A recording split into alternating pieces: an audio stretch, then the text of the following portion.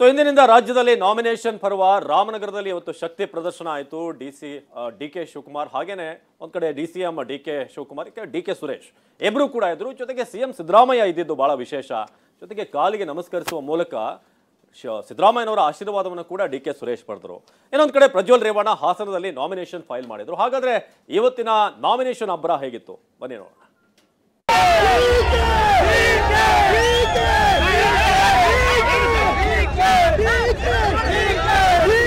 Doctor ಕೆಲಸ ಮಾಡಬೇಕು, ರಾಜಕಾರಣಿ ಕೆಲಸ ಮಾಡಬೇಕು. ಯಾಕೆ ಅಂತ ಹೇಳಿದ್ರೆ ಇವತ್ತು ಸಂವಿಧಾನದ ಉಳಿವಾಗಿ ಹೋರಾಟವನ್ನ ಪ್ರಾರಂಭ ಆಗಿದೆ. ಡಿ.ಕೆ. ಸುರೇಶ್ ಅಂತವರನ್ನ ನಿಮ್ಮ ಪ್ರತಿನಿಧಿಯಾಗಿ ಲೋಕಸಭೆಗೆ ಕಳಿಸತಕ್ಕಂಥದ್ದು ನಿಮ್ಮ ಸೌಭಾಗ್ಯ.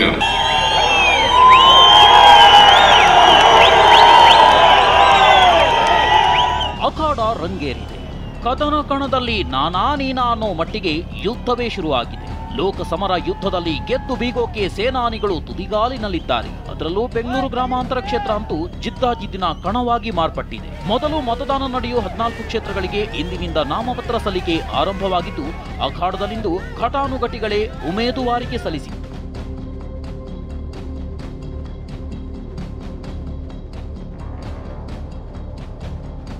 ಬೆಂಗಳೂರು ಗ್ರಾಮಾಂತರ ಕೈ ಅಭ್ಯರ್ಥಿ ಡಿ.ಕೆ. ಸುರೇಶ್ ನಾಮಪತ್ರ ಸಲ್ಲಿಕೆ. ಸಿಎಂ ಸಿದ್ದರಾಮಯ್ಯ ಕಾಲಿಗೆ ಬಿದ್ದ ಕೈ ಸಂಸದ ಡಿ.ಕೆ. ಸುರೇಶ್. ಅಬ್ಬಬ್ಬಾ, ಅದೇನ್ ಜನ ಅಂತೀರಿ, ಅದೇನ್ ಅಬ್ಬರ ಅಂತೀರಿ.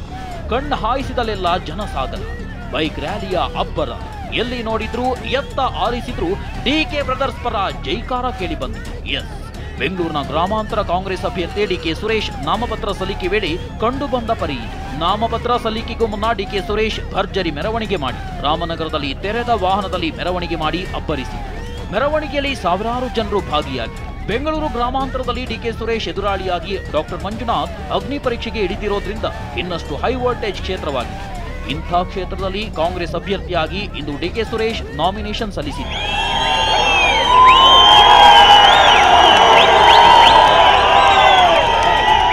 ಡಿ.ಕೆ. ಸುರೇಶ್ಗೆ ಸಿಎಂ ಸಿದ್ದರಾಮಯ್ಯ, ಡಿಸಿಎಂ ಡಿ.ಕೆ. ಶಿವಕುಮಾರ್ ಸಾಥ್ ನೀಡಿ ನಾಮಪತ್ರ ಸಲ್ಲಿಕೆಗೂ ಮುನ್ನ ಡಿ.ಕೆ. ಸುರೇಶ್ ಮತ್ತು ಡಿಸಿಎಂ ಡಿ.ಕೆ. ಕುಟುಂಬ ಕನಕಪುರದ ಕಂಕೇರಮ್ಮ ದೇವಸ್ಥಾನಕ್ಕೆ ಭೇಟಿ ನೀಡಿತ್ತು.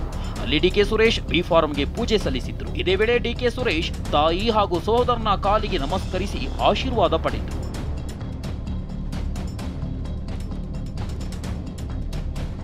ಇನ್ನು ಡಿ.ಕೆ. ಪತ್ನಿ ಪುತ್ರಿ ಐಶ್ವರ್ಯ ಡಿ.ಕೆ. ಸುರೇಶ್ ಹಣೆಗೆ ತಿಲಕ ಇಟ್ಟು ಶುಭ ಹಾರೈಸಿದ್ರು. ಬಳಿಕ ರಾಮನಗರದ ಜೂನಿಯರ್ ಕಾಲೇಜಿನಿಂದ ಡಿ.ಕೆ. ಕಚೇರಿವರೆಗೂ ಬೃಹತ್ ರ್ಯಾಲಿ ನಡೆಸಲಾಯಿತು.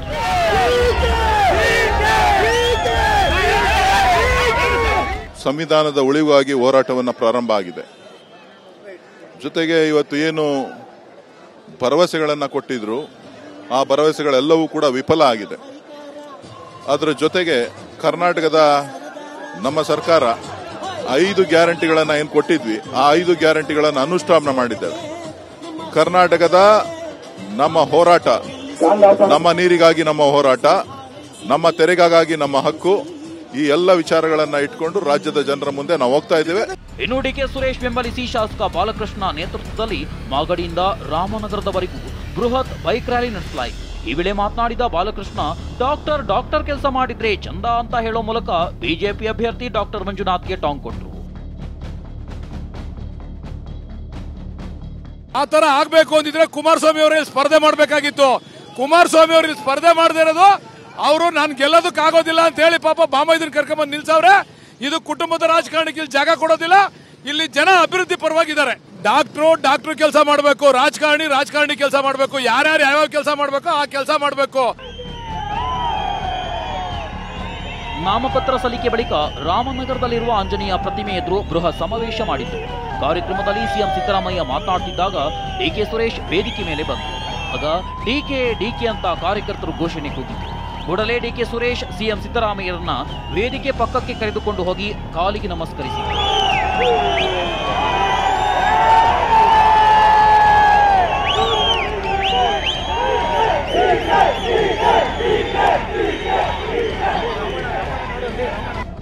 ನಂತರ ಸಿಎಂ ಸಿದ್ದರಾಮಯ್ಯ ಡಿಕೆ ಬ್ರದರ್ಸ್ ಕೈ ಹಿಡಿದು ಶಕ್ತಿ ಪ್ರದರ್ಶನ ತೋರಿಸಿದ್ರು. ಸಮಾವೇಶದಲ್ಲಿ ಕಾಂಗ್ರೆಸ್ ಅಭ್ಯರ್ಥಿ ಡಿಕೆ ಸುರೇಶ್ ಮೈತ್ರಿ ವಿರುದ್ಧ ಕಿಡಿಕಾರಿದ್ರು. ಮೋದಿ ಗ್ಯಾರಂಟಿ ಅಂತ ಸುಳ್ಳು ಹೇಳಿ ಮನೆಗೆ ಬರ್ತಾರೆ ಅಂತ ಕಿಡಿಕಾರಿದ್ರು. ಇಷ್ಟೇ ಅಲ್ಲ, ಒಬ್ಬರು ಸುಳ್ಳು ಹೇಳಿದ್ರೆ ಮತ್ತೊಬ್ಬರು ಕಣ್ಣೀರು ಹಾಕ್ತಾರೆ ಅಂತ ಕುಮಾರಸ್ವಾಮಿಗೆ ಟಾಂಗ್ ಕೊಟ್ಟರು. ಯಾವುದು ಗ್ಯಾರಂಟಿ? ಒಂದಲ್ಲ ಎರಡಲ್ಲ ಗ್ಯಾರಂಟಿಗಳು. ಈ ಸುಳ್ಳಿನ ಗ್ಯಾರಂಟಿಯನ್ನ ಇಟ್ಕೊಂಡು ಬಿಜೆಪಿ ಅವರು ಇವತ್ತು ನಿಮ್ಗೆ ಬರ್ತಾ ಇದ್ದಾರೆ, ನಿಮ್ಮ ಮನೆಗೆ ಬರಲಿಕ್ಕೆ ಪ್ರಯತ್ನ ಮಾಡ್ತಾ ಇದ್ದಾರೆ. ಅವ್ರ ಜೊತೆಗೆ ಇನ್ನೊಬ್ರು ಸೇರ್ಕೊಂಡ್ಬಿಟ್ಟಿದ್ದಾರೆ. ಒಬ್ರು ಸುಳ್ಳು ಹೇಳ್ತಾ ಇದ್ರೆ ಇನ್ನೊಬ್ರು ಕಣ್ಣೀರ್ ಹಾಕ್ತಾ ಇರ್ತಾರೆ,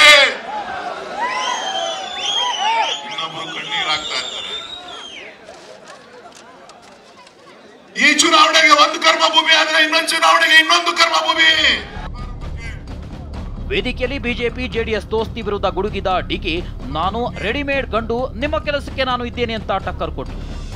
ನಾನು ಇವತ್ತು ಜನತಾದಳದ ಕಾರ್ಯಕರ್ತರಿಗೆ ಕೈ ಮುಗಿದು ಕೇಳ್ತಾ ಇದ್ದೇನೆ, ಬಿಜೆಪಿ ಕಾರ್ಯಕರ್ತರಿಗೆ ಕೈ ಮುಗಿದು ಕೇಳ್ತಾ ಇದ್ದೇನೆ, ಇವತ್ತು ನಿಮ್ಮ ಬಗ್ಗೆ ವಿಶ್ವಾಸ ಇಲ್ಲ, ನಾನು ರೆಡಿಮೇಡ್ ಗಂಡು ನಿಮ್ಗಿದ್ದೇನೆ, ನಿಮ್ಮ ಸೇವೆಯನ್ನು ಮಾಡಲಿಕ್ಕೆ ನನ್ನೇನು ಯಾರು ತಯಾರು ಮಾಡಬೇಕಾಗಿಲ್ಲ, ನೀವು ತಯಾರು ಮಾಡಿದ್ದೀರಿ. ಅಧಿಕಾರ ನಮ್ಮ ಕೈಲಿದೆ, ನಿಮ್ಮನ್ನ ರಕ್ಷಣೆ ಮಾಡೋ ಶಕ್ತಿ ಇವತ್ತು ಕಾಂಗ್ರೆಸ್ ಸರ್ಕಾರಕ್ಕಿದೆ. ಸಿದ್ದರಾಮಯ್ಯ ನೇತೃತ್ವದಲ್ಲಿ ಇವತ್ತು ಈ ರಾಜ್ಯಕ್ಕೆ ಒಂದು ದೊಡ್ಡ ಬಲಿಷ್ಠವಾದಂತ ಸರ್ಕಾರ. ಈ 5 ಬೆರಳು, 5 ಗ್ಯಾರಂಟಿ, 5 ಬೆರಳು ಸೇರಿ ಕೈ ಮುಷ್ಟಿ ಆಯ್ತು, 5 ಗ್ಯಾರಂಟಿ ಸೇರಿ ಈ ಕೈ ಗಟ್ಟಿ ಆಯ್ತು. ಆಯ್ತಾ ಇಲ್ವಾ? ಅಷ್ಟೇ. ಈ ಕೈಗೆ ಇಷ್ಟು ಸಹಾಯ ಮಾಡಿ. ಇನ್ನು ಡಿಕೆ ಸುರೇಶ್ 100ಕ್ಕೆ 100 ಗೆಲ್ತಾರೆ ಅಂತ ಸಿಎಂ ಸಿದ್ದರಾಮಯ್ಯ ಹೇಳಿದ್ರು. ಹೆದರಿಕೊಂಡು ಮೈತ್ರಿಯಾಗಿದ್ದಾರೆ ಅಂತ ಕೌಂಟರ್ ಕೊಟ್ಟರು. ಬಿಜೆಪಿಯವರು ಯಾರನ್ನೇ ಕ್ಯಾಂಡಿಡೇಟ್ ಹಾಕಿದ್ರು ಕೂಡ ಡಿಕೆ ಸುರೇಶ್ ಅವರು 100ಕ್ಕೆ 100 ಗೆಲ್ತಾರೆ. ಎದುರ್ಕೊಂಡು ಒಟ್ಟಾಗ್ಬಿಟ್ಟಿದ್ದಾರೆ, ಅವರು ಕಾಂಗ್ರೆಸ್ಗೆ ಎದುರ್ಕೊಂಡು ಒಟ್ಟಾಗ್ಬಿಟ್ಟಿದ್ದಾರೆ. ಸೊ ಈ ರಾಜ್ಯದ ಜನ ಕಾಂಗ್ರೆಸ್ ಸರ್ಕಾರದ ಅನೇಕ ಬಡವರ ಪರವಾದಂಥ ಕಾರ್ಯಕ್ರಮಗಳನ್ನು ಮೆಚ್ಕೊಂಡಿದ್ದಾರೆ. ಹಾಗಾಗಿ ಕಾಂಗ್ರೆಸ್ಗೆ ಆಶೀರ್ವಾದವನ್ನು ಮಾಡ್ತಾರೆ. ಇನ್ನು ಹಾಸನದಲ್ಲೂ ಹಾಸನ ಜೆಡಿಎಸ್ ಅಭ್ಯರ್ಥಿ ಪ್ರಜ್ವಲ್ ರೇವಣ್ಣ ನಾಮಪತ್ರ ಸಲ್ಲಿಕೆ ಮಾಡಿದ್ರು. ಪ್ರಜ್ವಲ್ ನಾಮಪತ್ರ ಸಲ್ಲಿಕೆ ವೇಳೆ ಎಚ್.ಡಿ. ರೇವಣ್ಣ, ಶಾಸಕ ಎ. ಮಂಜು, ಸಿಎನ್ ಬಾಲಕೃಷ್ಣ, ಸ್ವರೂಪ್ ಸಾಥ್ ಕೊಟ್ಟರು. ಒಟ್ಟಾರೆಯಾಗಿ ಲೋಕಸಭೆ ಚುನಾವಣೆಗೆ ಕೆಲವೇ ದಿನಗಳಿರುವಾಗಲೇ ನಾಮಪತ್ರ ಸಲ್ಲಿಕೆ ಇಂದಿನಿಂದ ಆರಂಭವಾಗಿದ್ದು, ಕದನ ಕಣದಲ್ಲಿ ಘಟಾನುಘಟಿಗಳೇ ಉಮೇದುವಾರಿಕೆ ಸಲ್ಲಿಸಿದ್ದಾರೆ. ತಮ್ಮದೇ ಆದ ರೀತಿಯಲ್ಲಿ ಶಕ್ತಿ ಪ್ರದರ್ಶಿಸಿದ್ದು ವಿಶೇಷವಾಗಿತ್ತು. Bureau report, ಟಿವಿ9.